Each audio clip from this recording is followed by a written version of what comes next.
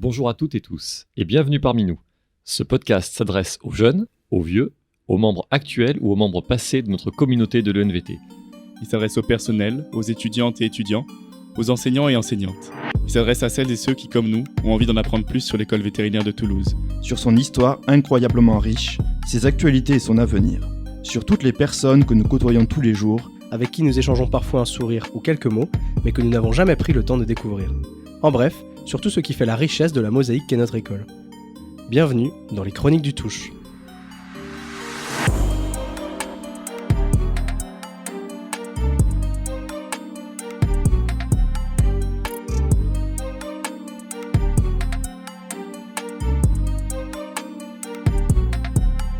Alors bonjour à toutes et tous et bienvenue dans les Chroniques du Touche. Je suis Vincent Gaucher, étudiant à Troyes, et je suis avec Louis Daval. Si vous avez écouté le dernier podcast, il avait fait sa tonitruante chronique du chut, ce chut si distinctif des bibliothécaires. Et du coup maintenant Louis, je te laisse la parole. Merci beaucoup Vincent. Donc effectivement, on va reprendre cette chronique avec tout d'abord les vœux pour cette année 2023. Donc une très bonne année et une très bonne santé à tous, en espérant que les étudiants se plaisent dans notre école en apprenant tous les bons repères théoriques et pratiques pour exercer la médecine vétérinaire, que les enseignants-chercheurs aient toujours plus de plaisir à encadrer votre apprentissage, participer aux avancées scientifiques, et que les membres du personnel vous proposent toujours les meilleurs services dans la joie et la bonne humeur. Voilà, et toi, Vincent, est-ce que tu es dans la joie et la bonne humeur ? Oui, bien sûr, là, je suis prêt à faire cette chronique et prêt à démarrer cette année 2023 comme sur des roulettes. Eh bien, c'est parfait. Tout d'abord, une question que tous les auditeurs se posent. Vincent Gaucher, es-tu droitier ? Oui, effectivement, malheureusement, je suis droitier pour tous ceux qui se posent la question. Ok. Eh ben, je crois qu'on a déjà répondu à une question fondamentale pour 2023, donc on va essayer on va essayer de répondre à peut-être à une autre question, c'est qu'est-ce qui nous attend en 2023 ? C'est une bonne question, ça. Donc je vais faire comme la dernière fois et je vais te demander, Vincent, si pour chaque sujet tu te sens concerné ou pas. Ok, oui, pas de souci. Me dire chaud ou pas chaud. Allez. Parce que je me suis aperçu à la lecture de certaines publications sur le fameux groupe à vendre à l'ENVT que les étudiants ne font même plus de phrases pour dire qu'un produit les intéresse ou non, c'est juste chaud des croquettes, chaud de l'arbre, chaud de la litière ou chaud du stéto. Faut avouer que pour une personne extérieure à tout ça, ça peut paraître un peu étrange, ces expressions. Moi, je suis chaud de ces expressions. Ok, c'est parfait. Donc, premier sujet pour la bibliothèque en 2023, c'est la mise en place d'une vitrine pour valoriser notre collection de livres anciens. Car il faut savoir que dans notre mythique tour de l'ENVT se cachent de vrais trésors bibliographiques avec des ouvrages du XVIe au XIXe siècle, presque 2900 en tout. En sciences vétérinaires, bien sûr, et en botanique principalement. Dans l'optique de faire connaître ces collections, nous avons fait l'acquisition de cette vitrine placée à l'entrée de la bibliothèque, au niveau du coin roman. Nous avons préparé avec l'équipe de la BU une première exposition de 3 titres. Donc, pour le moment, vous trouverez un ouvrage de Bourgelat qui s'appelle Éléments dipiatriques de 1750, un ouvrage de Georges Cuvier intitulé Le règne animal avec de magnifiques illustrations d'oiseaux et qui date de 1828. Il y a un ouvrage d'Émile Baudement qui a pour titre Les races bovines au concours universel agricole de Paris en 1856. Donc cette vitrine a pour vocation d'être renouvelée 1 à 2 fois par an pour vous présenter d'autres ouvrages, mais si elle peut aussi évoquer chez vous la curiosité d'en voir encore davantage dans nos collections, vous pouvez tout à fait prendre rendez-vous auprès d'un bibliothécaire et on peut vous présenter des ouvrages sur demande. Ouais, j'ai vu cette vitrine juste là en entrant, ça a déjà attiré mon œil. Et moi je me posais la question, du coup, ils sont entreposés où tous les livres justement ? Alors donc, la plupart sont dans le sous-sol de notre merveilleuse bibliothèque, okay. Et certains sont également dans certains étages de la tour, voilà, sans révéler tous les secrets. Ouf, attention. Toi, Vincent, tu serais chaud ou pas chaud pour avoir une présentation, pouvoir éventuellement voir les pages se tourner d'un ouvrage ancien, et est-ce que tu es sensible, par exemple, aux ouvrages anciens ? Ah oui, je pense que c'est une très bonne idée, même si si vous pouviez faire une vidéo de ça, de présentation de la vitrine, etc. Je pense que ce serait intéressant. Enfin, moi, en tout cas, je serais chaud. Ok, très bien. Alors, sache qu'il y a déjà une vidéo qu'on a mise en ligne sur notre site internet, donc rubrique bibliothèque, au niveau du livre ancien, qui présente, en résumé, les ouvrages les plus... parmi les ouvrages les plus remarquables de notre collection. Donc voilà, avec effectivement quelques pages d'illustrations, notamment assez incroyables du XVIIe siècle ou du XVIIIe siècle. Ouais, c'est trop bien. Ouais. Ensuite, autre sujet, donc, avec un projet qui a démarré fin 2022, c'est l'exposition d'affiches dans la salle de lecture de la BU à partir de photos prises par des étudiants et notamment les étudiants du club photo. On en est très content et il est probable que nous fassions soit un ajout, soit un renouvellement à la fin de l'année, avec l'idée d'un concours comme il y a pu y avoir sur Facebook entre plusieurs photos. Ça a très bien marché et on vous remercie tous les étudiants parce que voilà, vous avez été très nombreux à participer à la sélection de ces photos et on en est vraiment très content. Ça habille bien notre bibliothèque et ça participe à son animation. Ensuite, il y a un événement qui est déjà positionné au calendrier, donc, qui aura lieu le 30 mars. C'est la table ronde sur la relation homme-animal dont j'ai déjà parlé dans un précédent podcast, avec l'artiste Marine Giacomi, et également des étudiants, des anciens chercheurs, et vous pourrez tous participer ou simplement assister au débat sur la relation homme-animal. Donc vous pouvez bien noter le rendez-vous, ça aura lieu le 30 mars, certainement durant l'après-midi, donc c'est un jeudi. Donc voilà, soyez nombreux et ça va être, je pense, très sympathique. C'est une artiste de quoi qui vient ? Donc c'est une artiste qui a travaillé sur divers sujets, mais notamment la relation homme-animal en ayant réalisé un atelier d'artiste au niveau d'un lycée agricole en 2021, si je ne me trompe pas, et qui a réalisé à l'issue de cet atelier un ouvrage sur la relation homme-animal, donc avec des très belles illustrations qu'on avait exposées en partie à la bibliothèque déjà il y a un an. Et le but, là, c'est de poursuivre en fait, ce travail qu'elle a pu effectuer à travers une table ronde en invitant les gens à s'exprimer sur la relation homme-animal, qu'est-ce qui a pu évoluer, notamment au cours des dernières années, sur ce sujet-là. Très intéressant. Ensuite, au niveau de l'école, il y a 2 événements à inscrire dans votre agenda pour ce début d'année. Tout d'abord, le marché aux thèses du 9 février. Alors, on a été donc plusieurs à participer à un groupe de travail pour organiser ce marché aux thèses, avec notamment côté étudiant Théotime Bréon. Le but étant là de vous proposer pour cette année 2023 un marché aux thèses avec un format un peu différent. Tout d'abord, ça se passera à la salle Lulu, donc durant l'après-midi 9 février. Et là, on aura vraiment un format de marché, c'est-à-dire plusieurs stands avec des anciens chercheurs donc, présentant leur thématique de recherche et pouvant vous proposer donc, des sujets de thèse par rapport à leur thématique. Et vous pourrez même déambuler, discuter avec tout le monde, voir aussi quel est le circuit de thèse qu'on vous présentera, avec des témoignages d'étudiants aussi qui ont déjà soutenu leur thèse et qui pourront vous parler du parcours, de leurs difficultés, de l'accompagnement des uns et des autres. Et vous pourrez vous-même proposer des sujets de thèse. Donc il y aura aussi un stand dédié à cela. Si vous avez une idée d'un sujet de thèse qui peut être original ou non, vous pouvez en proposer le contenu, enfin en tout cas le sujet. Et des anciens chercheurs pourront répondre à votre proposition de sujet. Ah, ok, c'est trop bien. Et est-ce que tu sais combien il y aura d'enseignants-chercheurs à peu près ?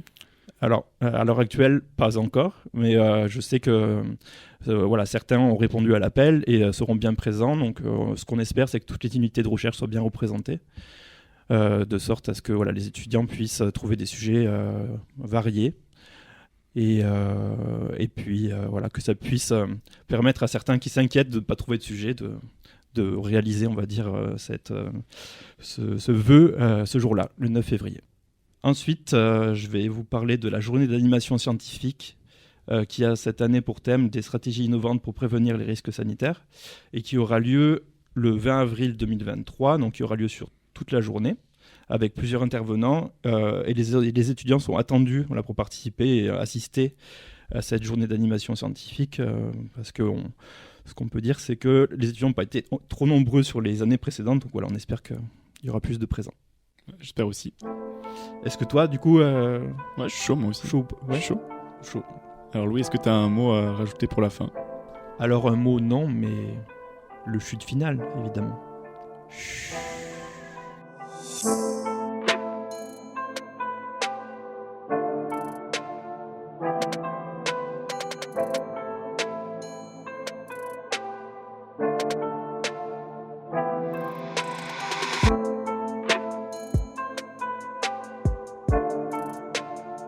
Louis et Vincent vous ont parlé des prochains rendez-vous à ne pas manquer à l'ENVT. C'est au tour de Nicolas à présent de vous parler d'un rendez-vous manqué justement d'une école vétérinaire fantôme, une cousine éloignée de celle dont nous foulons le sol aujourd'hui.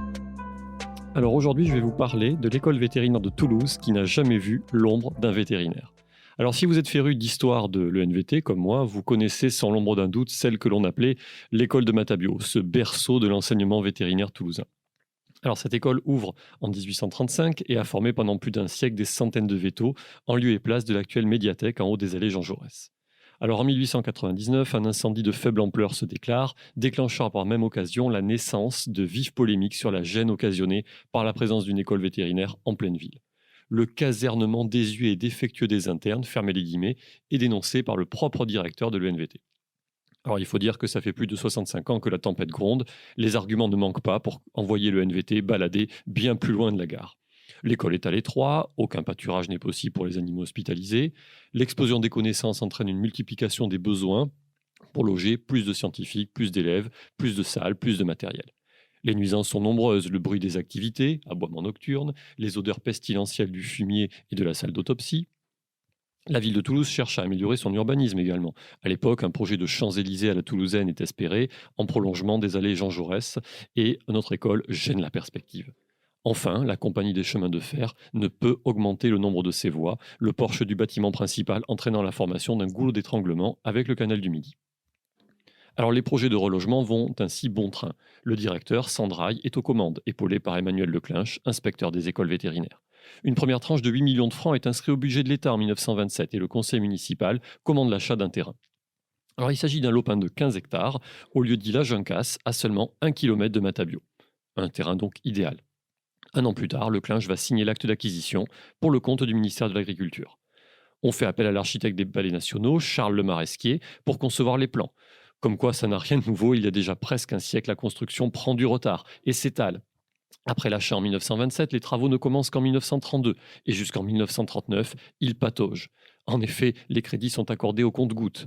Et en parlant de gouttes, justement, la présence persistante dans les sous-sols de nappes d'eau dans la nouvelle école rend difficile la construction. Les difficultés juridiques surviennent également avec l'entreprise chargée des travaux de l'école et de l'aménagement du quartier de Jolimont et de la création des voies d'accès. De telle sorte qu'en 1939, alors que le déménagement se fait de plus en plus pressant, les 3/4 seulement des constructions prévues sont terminées. Mais le jeu en vaut la chandelle.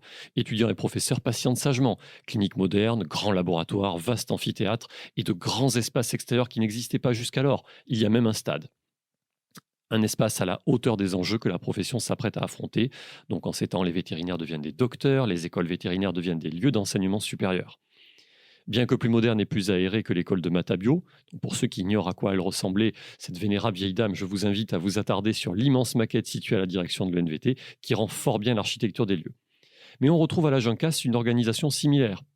Des bâtiments de réception et d'administration répartis autour d'un jardin, de chaque côté d'un hall central qui contient l'escalier d'honneur et sur lequel s'ouvre une salle de conférence et des salles de réunion. Les cliniques sont dissociées avec une entrée particulière pour le public et les animaux. Des salles de démonstration, de consultation, d'opération sont réunies face aux bâtiments destinés aux animaux. On retrouve de manière dissociée les écuries, les chenils, les étables et des pavillons d'isolement. Plus en arrière, les 12 services d'enseignement sont répartis sur 2 étages autour d'une cour rectangulaire dédiée et même 5 amphithéâtres sont aménagés. Innovation amusante, des communications au sous-sol avec des wagonnets sont également prévues afin d'évacuer les débris vers un réceptacle commun. Le bâtiment principal est conçu en style néo-égyptien typique, en pierre appareillée, avec des hautes colonnes ornées de têtes d'animaux, des mosaïques au sol et sur les murs représentant des chiens, des chats et des lapins.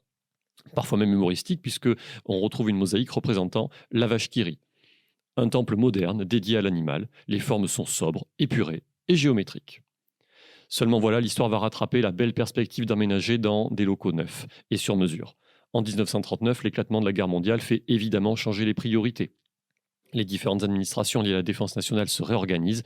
Le ministère de l'Air, implanté à Toulouse, doit trouver de la place. Et il réquisitionne en 1939 le site de la Juncasse, avant même que la première blouse cachou ou le premier stéthoscope ne s'approche de l'entrée des cliniques, ou que le moindre poulot vienne user les bancs des amphithéâtres.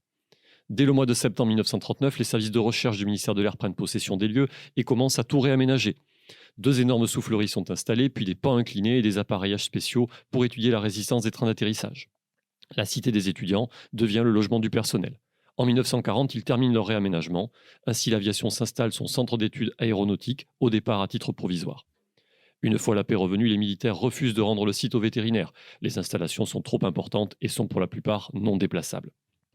Ils y installent alors l'ENSICA, l'École nationale des ingénieurs des constructions aéronautiques, qui sera plus tard transférée en 1961. Rattaché au concours des écoles d'ingénieurs, le niveau de recrutement sera élevé et cette école profitera des locaux jusqu'en 2015, date de fermeture du site et de la fusion de l'ENSICA avec Supaéro, rejoignant ainsi le site de Rangueil. Durant plus de 50 ans, les futurs ingénieurs aéronautiques étudieront ainsi autour des sculptures d'animaux. Aujourd'hui quasiment entièrement délaissé, la majeure partie des terrains a été vendue pour servir à de vastes projets immobiliers. Un seul bâtiment, le bâtiment principal, qui s'appelle désormais le bâtiment Le Maresquier, du nom de l'architecte, doit être conservé pour être réaménagé en équipement public.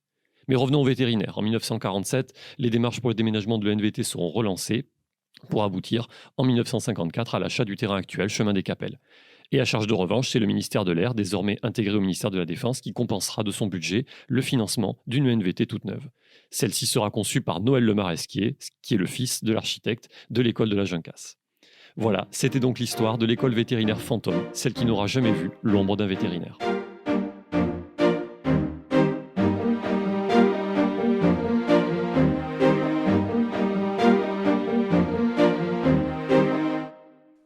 Retrouvez maintenant la deuxième partie de l'entretien avec Sylvie Chastain. Si vous n'avez pas écouté la première partie, elle est toujours disponible sur Spotify, Deezer et YouTube dans l'épisode 4 des Chroniques du Touche. Ici, nous allons parler un peu plus en détail du monde de l'élevage, que ce soit des grands ou des petits animaux, et de son tout nouveau rôle de marraine de promotion. Je vous laisse avec la question de Nicolas. Alors si on reste dans le domaine de l'élevage rural, en particulier, le monde rural est actuellement un peu secoué, un peu en crise. Quelle est ta vision, toi qui fais de la reproduction, donc qui est quand même liée à la notion d'élevage, sur ce milieu et sur ce qu'il attend dans les années à venir? Déjà, je pense qu'il attend de pouvoir continuer à avoir accès à un vétérinaire. Ne serait-ce que ça. Parce que mine de rien, c'est de moins en moins vrai. Enfin, en tout cas, le vétérinaire est de plus en plus loin. Donc c'est quand même de plus en plus compliqué. Et après, je pense qu'il attend aussi de la part des vétos, de tout le monde, il y a un changement culturel, j'ai l'impression, qui est en marche depuis un certain temps. C'est-à-dire que après la Deuxième Guerre mondiale, puis ça s'est amplifié jusque dans les années 2000, c'était vraiment hyper productiviste. Et puis maintenant, en fait, tout le monde est en train d'en revenir. C'est-à-dire de se dire, on n'a pas forcément besoin d'avoir des vaches qui soient des Formule 1, qu'on n'arrive pas trop bien à conduire, mais on aimerait bien quelque chose qui soit déjà plus durable, puisque c'est ça le mot à la mode, et puis avec moins d'intrants. Et je pense que les gens ont récupéré une philosophie un peu plus... en gros, ils ont besoin que leur élevage soit cohérent avec leur propre philosophie de pensée, j'ai l'impression. Et donc, en gros, les éleveurs, j'ai l'impression que maintenant, ils ont plutôt tendance à lever le pied en disant « Oui, bon, enfin, on se calme ». Ça sert à rien d'acheter à l'extérieur. Peut-être qu'on n'est pas obligé d'être tous hyper performants. Il faut juste qu'on soit économiquement viable et que on fasse vivre les vaches dans quelque chose qui nous convienne, parce que finalement les éleveurs aiment leurs vaches. Et on en voit plein qui du coup font machine arrière en disant ouais, il va falloir se calmer les gars. Et pour toi, c'est un chemin qu'on est en train de prendre, ça ? Oui. Ok. Mais ça va avec, tu sais, ce qu'on disait au début. C'est-à-dire que au début, donc vous m'avez demandé comment c'était quand j'ai commencé à enseigner, mais donc on n'avait pas cette histoire de bien-être animal. La vache, elle produisait du lait et puis point. Ouais. Et puis non. Enfin, maintenant c'est plus comme ça. Et puis en plus, on se rend compte que même pour bien produire du lait, il faut respecter le bien-être animal, et que le bien-être animal, c'est pas quelque chose qu'on doit subir, c'est quelque chose qui est un outil en fait pour arriver à ce qu'on veut, c'est-à-dire une vache qui produise du lait, peut-être moins à un instant T, mais plus longtemps sur sa carrière, et donc tout le monde ira mieux. L'éleveur qui va arrêter de stresser parce que sa vache, comme elle produira un peu moins, elle va arrêter d'être malade toutes les 5 minutes. Et puis la vache qui ira mieux, et puis même l'éleveur qui ira mieux. Ça fait un peu Marie-Antoinette ce que je raconte, mais oui, moi j'ai vraiment l'impression qu'il se passe quelque chose. Ouais. D'accord, donc toi ça passe par le bien-être animal, le maillage territorial des vétérinaires, et la baisse, en tout cas légère au moins, de la productivité, quoi. Oui. Quelque chose d'un peu plus extensif, en fait. Oui, c'est ça. Alors, je vais rebondir sur le maillage vétérinaire, parce que bon, on en a parlé un petit peu tout à l'heure. Donc, une de tes solutions, en tout cas, une idée que tu as, c'est peut-être de mettre les étudiants en veto plutôt au contact et plus régulièrement au contact des praticiens pour qu'ils gardent la flamme. Après, il y a quand même des réalités techniques, économiques, des déserts qui sont pas que médicaux. Il faut trouver du travail pour le conjoint, la conjointe, des écoles pour les enfants. Il faut arriver à vivre économiquement, alors qu'on sait que c'est pas toujours forcément viable, le modèle du vétérinaire rural. Donc, est-ce que la flamme, ça suffit finalement pour surmonter tout ça? Alors, cher monsieur, j'ai répondu à une question précise qui était de la part de l'étudiant ici présent. Ouais, mais il n'y a pas de raison que je t'embête pas un peu. Donc, oui, c'est ça. Voilà. Donc, la question de Philippe était qu'est-ce que je penserais utile pour améliorer la motivation et la qualité de l'enseignement? J'ai bien compris, et du coup, je Voilà. rebondis et je pousse plus loin Et maintenant. donc là, dans ce truc-là, il n'y avait pas d'histoire de maillage territorial. Il y avait juste qu'il fallait que les étudiants aillent voir des vétérinaires. Mais après, et de nouveau, les vétérinaires au sens large. Ceux qui ont envie d'aller faire du poisson vont faire du poisson. Ceux qui ont envie d'aller faire des DPP vont faire des DPP. Enfin, après, il faut être très large d'esprit. Ne serait-ce que parce que, je digresse, mais ça permet aussi de savoir ce qu'on ne veut pas faire. Donc ça, c'est extrêmement important. Donc l'intérêt aussi des études, je trouve, c'est de leur permettre une grande curiosité d'esprit. Et pareil, tiens, de nouveau, j'ai l'impression que quand vous choisissez, par exemple, des stages, vous avez une peur de l'échec terrible. C'est-à-dire que vous avez toujours l'impression qu'il faut que le stage, vous le trouviez hyper bien et que ça vous donne la solution en disant, en fait, oui, ce stage-là, en fait, c'est ça, moi, que je voudrais faire. Ouais. Alors qu'il y a plein de stages qui sont utiles juste parce que, ok, vous vous êtes gonflé, pour pas dire autre chose, pendant 3 semaines, mais au moins, vous êtes capable de dire, ah non, mais ça, c'est non. C'est pas pour moi. Et Dieu sait qu'il y a un nombre de façons de vivre son métier de vétérinaire absolument énorme. Et être capable de dire ça, moi, je ne ferai pas, c'est hyper important. Donc, et de nouveau, ça va avec ça allait dans la peur de l'échec. Donc, pour répondre à Monsieur Jousserand qui essaye de me faire dire ce que je n'ai pas dit. Non, je pousse la réflexion. C'est pas moi qui vais avoir la réponse sur le maillage territorial. Je ne sais pas comment la question, il faut voilà, faire. concrètement, c'est quelles sont les pistes aujourd'hui pour essayer de remédier à ça, parce que beaucoup de politiques, notamment, se sont cassés les dents sur ce sujet, et pas que pour les vétérinaires, au final. Ben alors, comment tu penses que c'est moi qui vais y arriver? Justement, tu as des idées. Pour le coup, je suis pas d'accord avec toi sur le côté si vous êtes vétérinaire en désert médical, c'est pas économiquement rentable. Ça pour le pas coup, toujours. Peut-être pas toujours, mais en gros, je pense que ce point-là est largement hypertrophié face aux jeunes générations, donc ils ont l'impression que qu'ils ne vivront pas correctement s'ils vont se mettre au milieu de nulle part. Je vais peut-être modifier un peu ma phrase, c'est-à-dire que c'est pas toujours économiquement viable avec les attendus actuels du mode de vie. Alors voilà, un petit peu différent. C'est ça, exactement. Et c'est exactement à ça que je voulais en venir. Enfin, je pense qu'il en va des vétérinaires comme des médecins et que dans plein d'autres populations, c'est pas tellement un problème de savoir s'ils vont bien gagner leur vie. C'est un problème du fait que une de mes étudiantes alforienne d'il y a longtemps était allée faire un remplat dans la Manche. Et elle revient. Et je lui dis, bah alors, ça s'est bien passé? Elle me dit, oh, c'était top. Donc, elle avait fait mixte. Et elle me dit, non, mais c'était génial. Hein. Moi, pendant 1 mois, là, je me suis éclatée. Ah oui, bah ok. Et donc, tu veux aller faire ça? Et sa réponse a été tout à fait emblématique. C'est, ah non, c'est trop loin de la Fnac.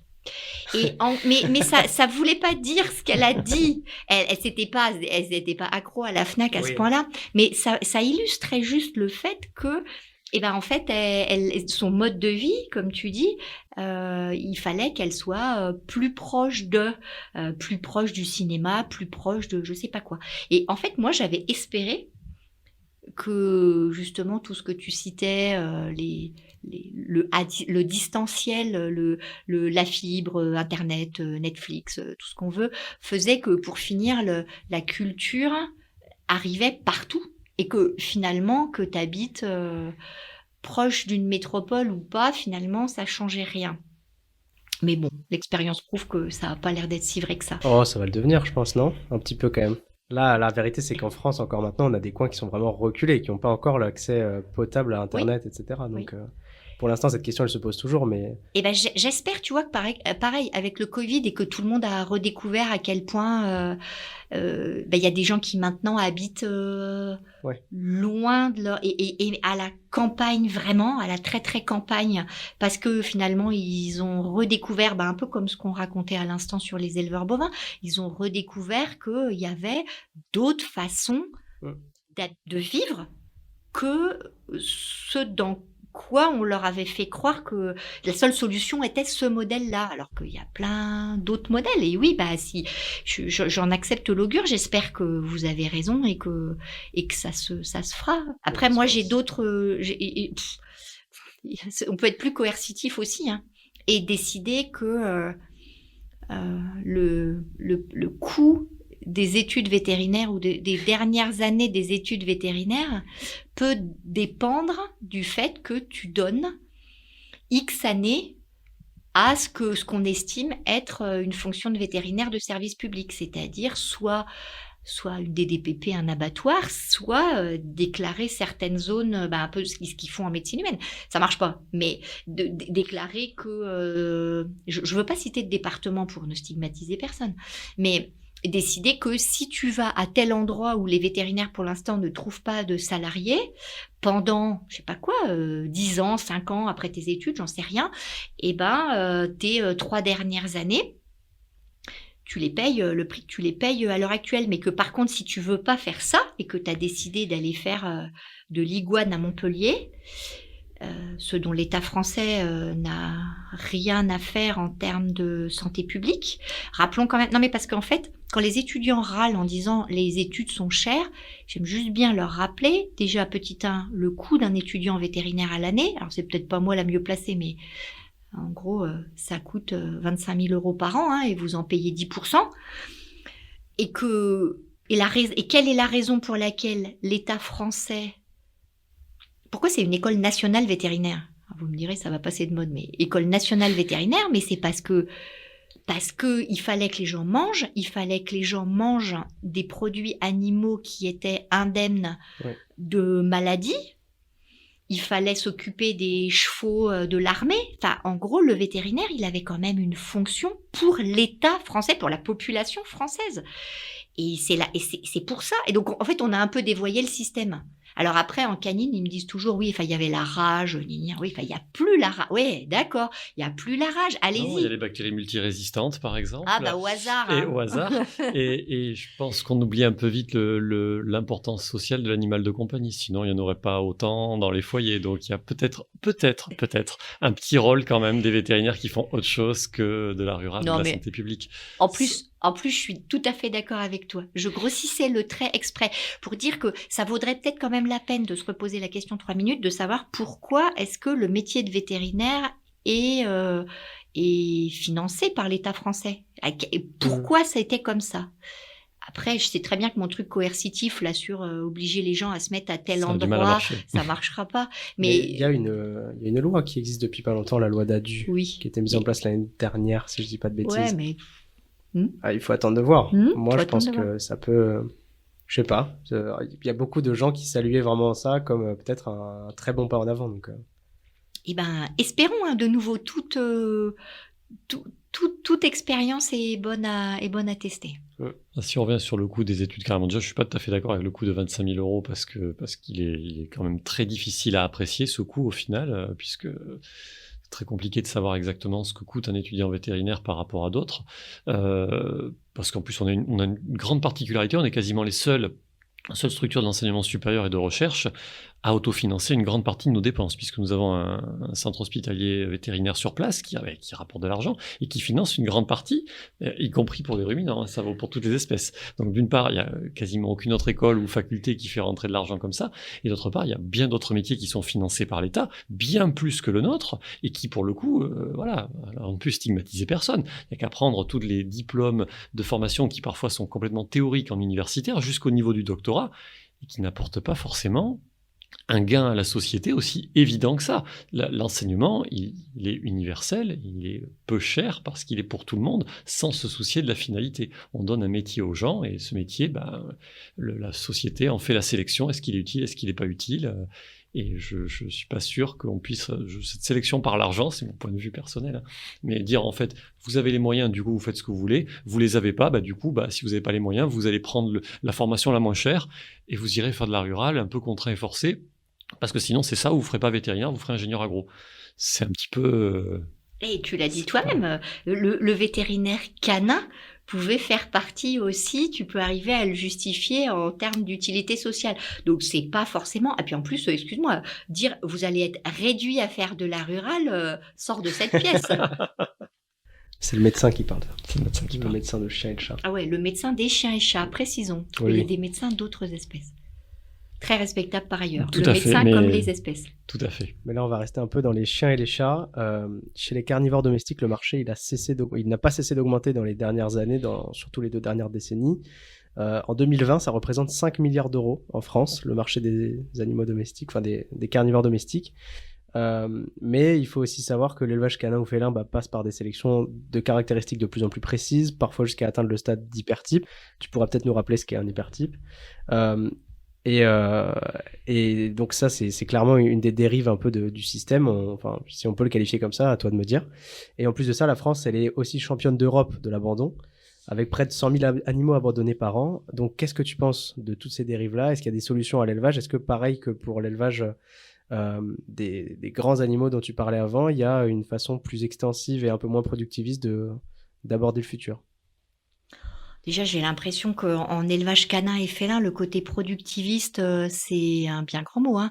Les fermes à chiens ou à chats. Ouais, en termes de quantité, effectivement. En termes de qualité, il y a quand même une notion de Ah oui, de c'est ça. Non, mais productivisme. oui, mais c'était juste pour revenir sur le Ouais, fait que c'était d'accord. pas un problème. Enfin, en France, c'est quand même très peu un problème de nombre. Faut pas exagérer. Les d'accord. très grands élevages, il y en a quand même pas tant que ça. Il y a plusieurs problèmes, hein. Les hypertypes que tu citais en sont un. Donc les hypertypes, ça veut juste dire que on a exagéré par la sélection un caractère morphologique en général qui fait que ce caractère va avoir des conséquences négatives sur la santé.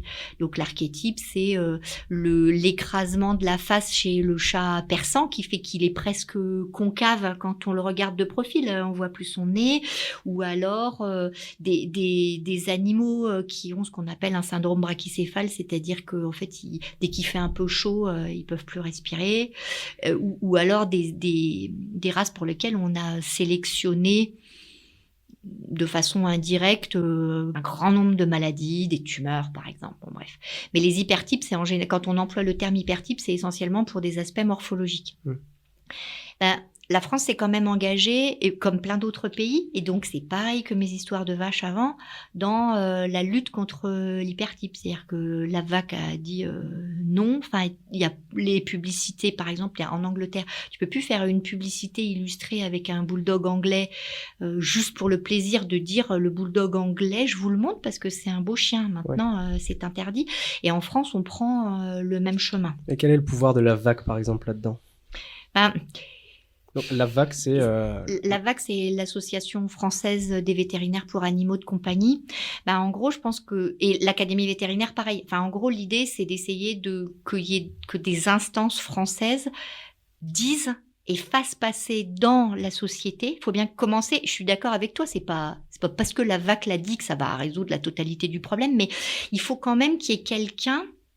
Il y a plein de gens qui le disent sous le manteau, mais il faut qu'il y ait quelqu'un d'un peu officiel qui dise « Non, mais là, ça commence à suffire et on vous dit qu'il y a un problème. » Parce que tant qu'il s'agit d'associations diverses qui, entre guillemets, braillent dans leur coin, ça sert à rien. Il faut qu'il y ait une lutte construite et puis il faut quelque chose d'objectif. Donc, tu vois, par exemple, lutter contre le syndrome brachycéphale, c'est très bien.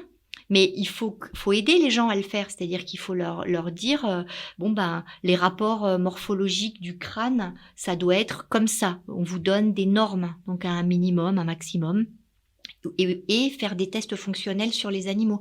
Chez le bulldog anglais, ils font ce qu'ils appellent le test Brace, c'est-à-dire que l'animal doit faire un certain nombre d'exercices physiques et puis après on mesure sa fréquence cardiaque, sa fréquence respiratoire pour voir si l'animal est fonctionnel d'une certaine façon. Donc en gros, il y a quand même un grand nombre d'éleveurs, je pense, qui ont compris. Enfin, en gros, ils font de la sélection inverse. Si on reprend l'exemple du bulldog anglais, pardon, on a vu ressurgir ce qui s'appelle le bulldog continental, c'est-à-dire c'est le même, mais simplement il est moins hypertype, donc il n'y a plus de césarienne. Parce qu'ils ont réussi à réverser ce recours quasiment systématique à la césarienne chez le bulldog anglais. Donc, je pense quand même il y a une prise de conscience. Après, la question, c'est d'arriver à ce que cette prise de conscience arrive jusqu'au grand public. C'est-à-dire que le grand public sache que s'ils veulent ils veulent avoir un chien fonctionnel, de nouveau, eh bien, il faut, ça s'achète pas n'importe où, donc on reviendra sur ton histoire d'abandon après, mais qu'en gros, on peut arriver à produire même si c'est une production animale, hein, on peut arriver à produire des chiens et des chats parfaitement proprement. Et la loi va dans ce sens-là, c'est-à-dire que maintenant, la loi prévoit que l'élevage consiste en la production d'animaux indemnes de tare et en bon équilibre mental, par exemple. Et donc, ils ont fait rentrer l'équilibre comportemental dans les caractéristiques de base qu'un animal doit avoir. Et donc ça, c'est pareil. C'est parce les gens, enfin, ce qui a beaucoup fait parler, c'était les hypertypes, mais c'est aussi le fait que les animaux soient pas il soit difficile de vivre avec parce que ils ont peur, parce qu'ils sont agressifs, parce que voilà.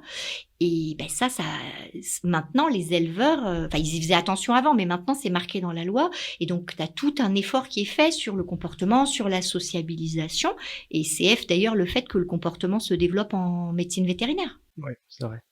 Ça va avec. Alors après, le grand débat, il y a beaucoup d'abandon, donc on devrait plus produire des chiens dits de race. Enfin, pour moi, j'ai l'impression que c'est deux segments de population qui n'ont rien à voir.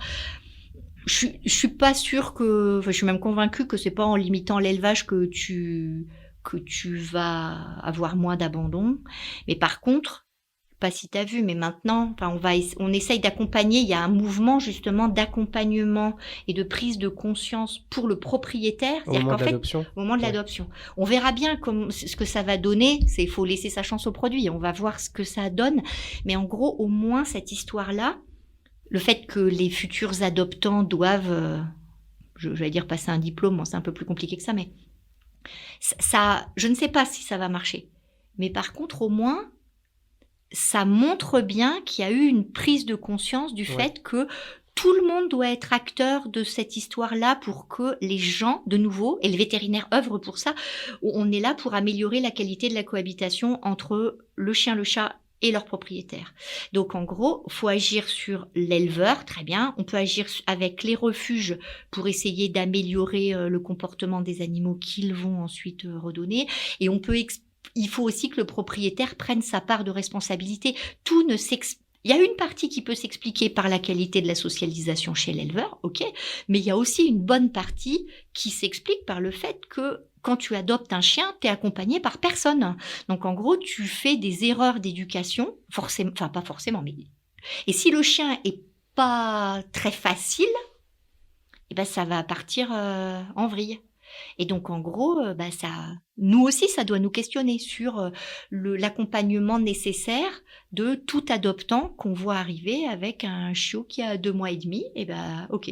On doit aller regarder justement le comportement, oser dire aux gens, mais vous faites n'importe quoi avec votre chien, allez vous faire aider, ou être capable soi-même de l'aider. Mais en gros, voilà, pour moi, il y a une prise en charge à plusieurs niveaux. Donc pour toi, ça s'exerce à cet endroit, à ce niveau-là, et pas dans la régulation des espèces qui sont, entre guillemets, produites et commercialisées. Quand je pense à, là, en ce moment, la grande star des refuges et tout ça, c'est un peu le malinois depuis récemment. Et c'est des espèces qui, quand elles tombent entre de mauvaises mains et qui sont mal éduquées, qui sont peureuses, etc., peuvent être des chiens considérés comme dangereux après, dans leur comportement. Donc est-ce que là, à ce niveau-là, tu ne penses pas aussi qu'il y a un contrôle à à mettre en place quelque chose. Tu vois, j'ai le souvenir en clinique avec toi d'un canet corso peureux de 70 kilos qui t'a renversé et qui t'a vraiment balancé contre la porte, quoi. Je me suis pris une tête de canet corso dans ma tête à moi, mais c'est le canet corso qui a gagné. Ouais. Oui, mais regarde le canet corso. Mais oui, enfin en vrai, je suis d'accord avec toi. Mais le canet corso en question, par exemple, le canet corso, c'est pas une race qui est spécialement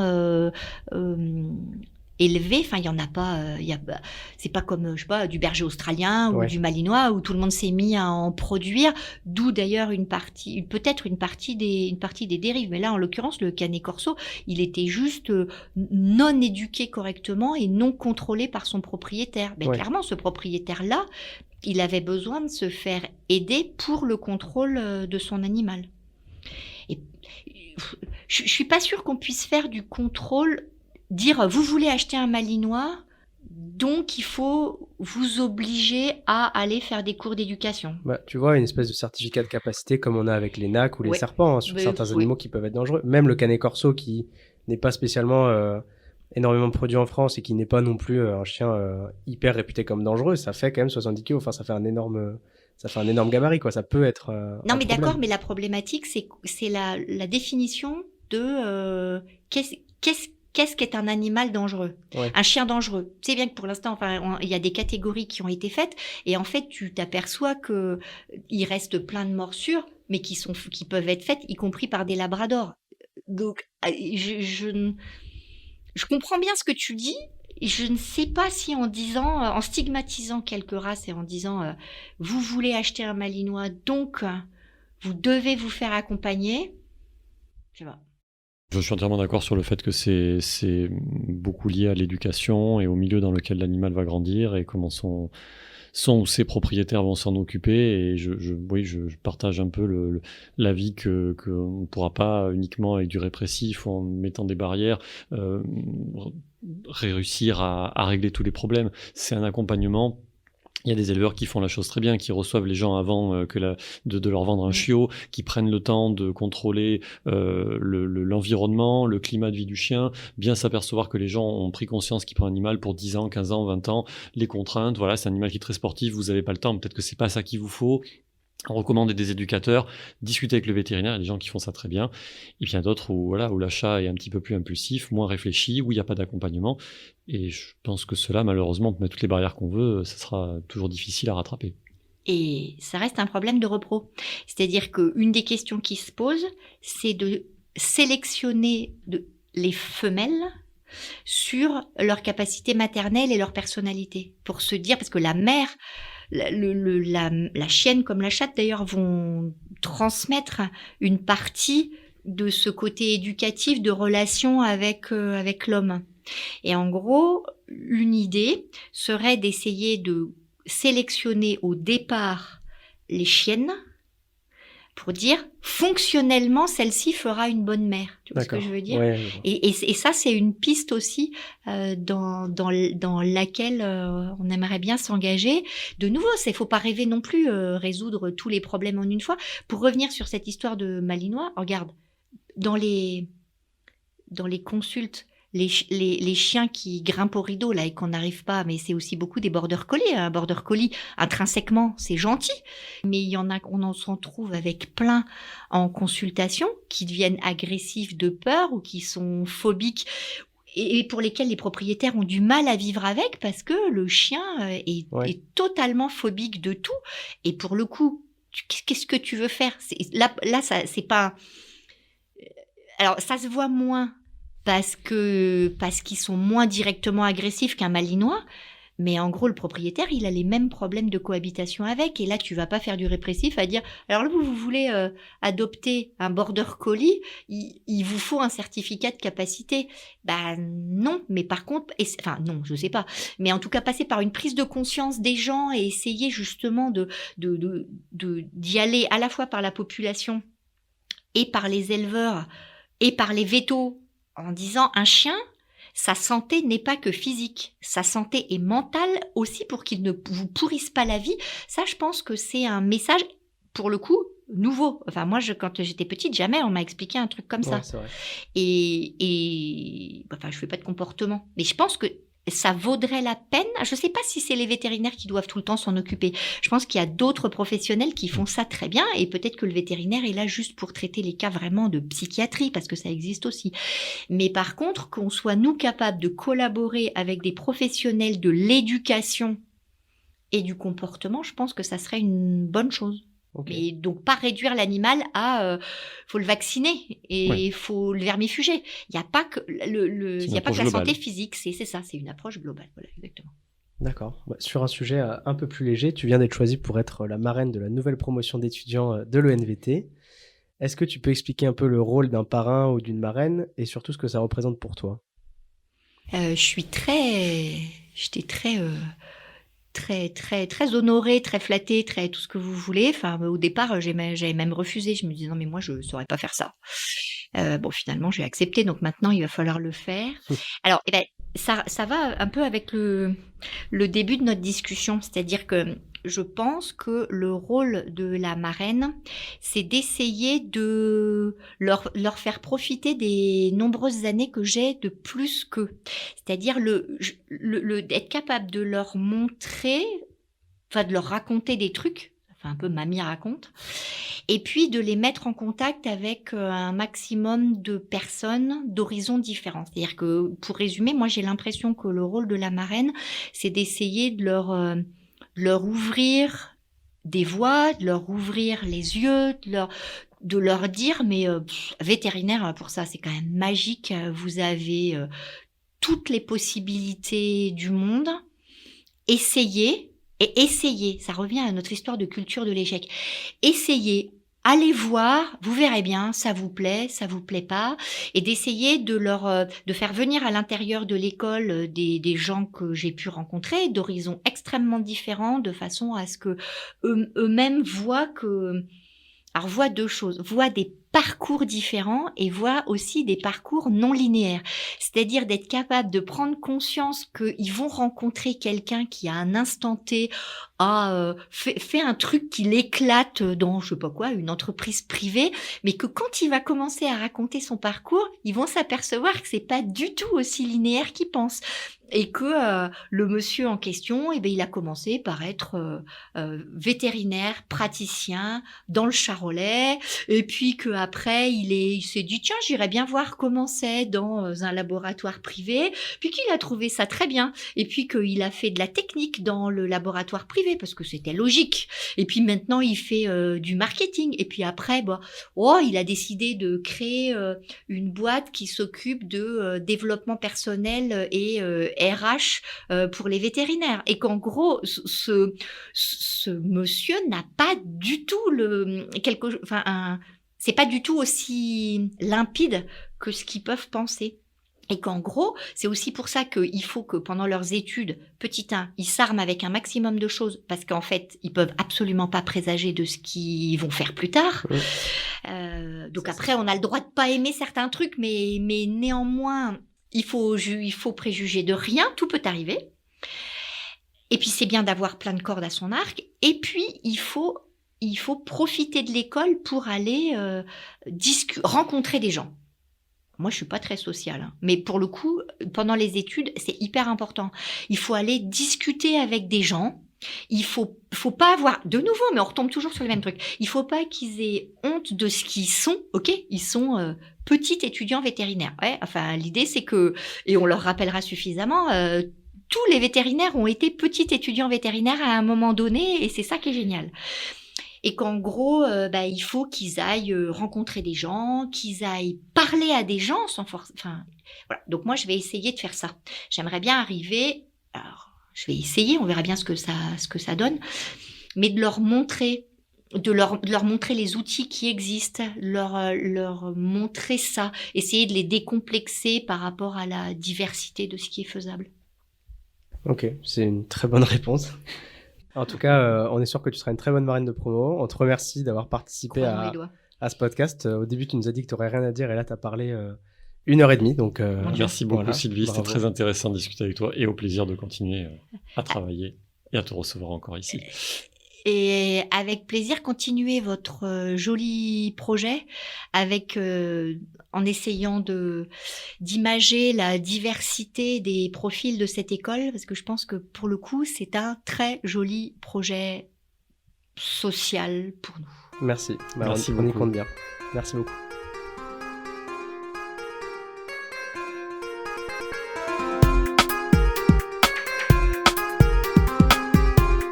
Merci à toutes et à tous d'avoir écouté cet épisode jusqu'au bout. On espère sincèrement qu'il vous a plu, et si c'est le cas, ou même si ce n'est pas le cas, n'hésitez pas à nous écrire sur Facebook, Instagram ou par mail à chroniquedutouche@gmail.com. Pendant cette année 2023, nous allons essayer de nous réinventer, de pérenniser un peu le podcast et de lancer plein de nouveaux projets. Si vous voulez nous aider, si vous avez des suggestions, si vous avez envie de parler d'un sujet en particulier, faites-nous signe. D'ici là, à très bientôt.